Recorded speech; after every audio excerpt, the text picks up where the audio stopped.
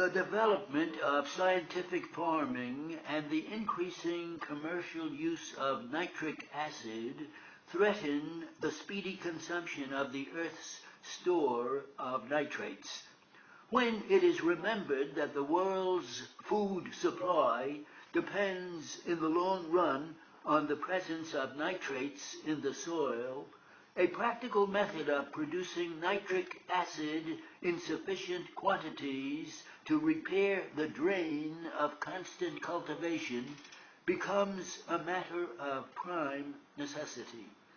For more than a century, experiments have been made with electric currents in the effort to extract nitrogen from the air, where it exists in the proportion of about 4:1 of oxygen. Mr. Charles S. Bradley and his co-worker, Mr. D.R. Lovejoy of Niagara Falls, have at last succeeded in accomplishing this result by an apparatus of their own invention, an apparatus which Lord Kelvin regarded as the most interesting sight he had witnessed in his recent visit to America. An arc light direct current dynamo of special winding is used by Mr. Bradley to supply a current of 10,000 volts to an air chamber consisting of a big box of metal 6 feet high and 3 feet in diameter. Inside is a revolving cylinder or hollow shaft.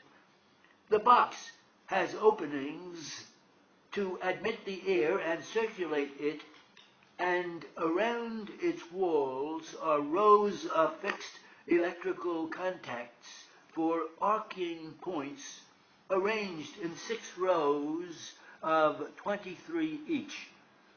The positive pole of the dynamo is connected in multiple derivation to these by wires so as to include an inductance coil in each circuit, whose object it is to prevent the arcs from short-circuiting and burning out the dynamo.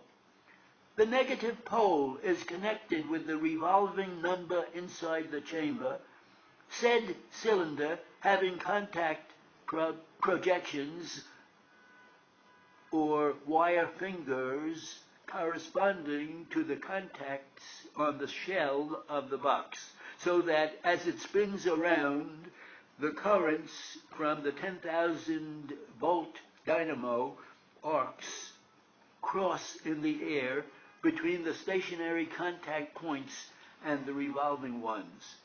The arcs are thus rapidly and incessantly made, broken, and remade within the chamber, winding spirally around the shaft in thin, white, resistless darts of all-consuming flame, each 6 or 8 inches long.